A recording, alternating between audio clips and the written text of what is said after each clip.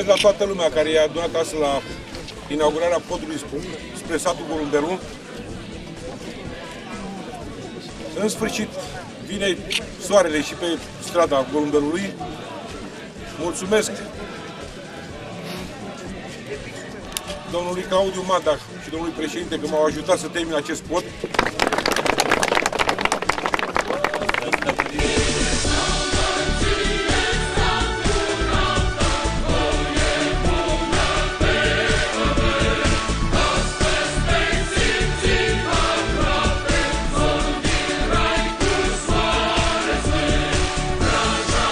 Așa cum se întâmplă uneori, investițiile, chiar dacă nu sunt extraordinar de spectaculoase și de mari, ele cât ar fi de mici rezolvă unele probleme care sunt probleme foarte mari ale comunității.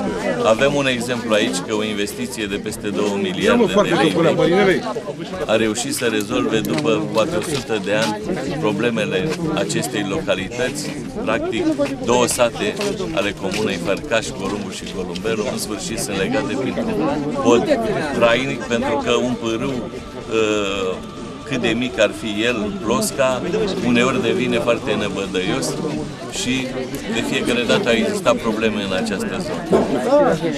S-a reușit după 6 ani să se termine acest pod. Bine că s-a terminat, mai sunt și altele în lucru exact în această zonă.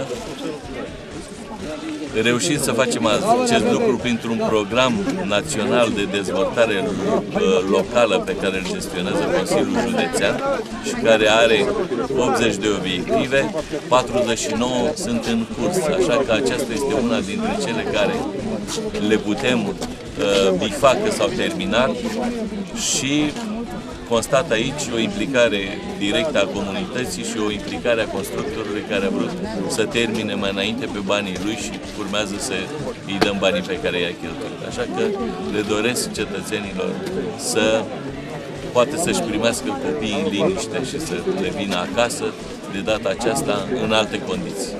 Am venit la un prieten, am venit la un om care se implică pentru rezolvarea problemelor comunităților.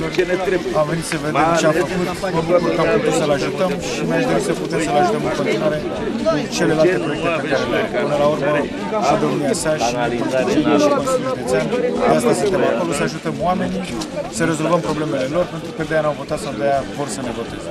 Încă o dată felicitări domnul primar și să dea Dumnezeu să mai aveți parte și să mai avem parte de astfel de evenimente, să tăiem panglica și să inaugurăm investiții făcute fie prin banii dumneavoastră, fie prin banii care vin către dumneavoastră pentru oamenii aici.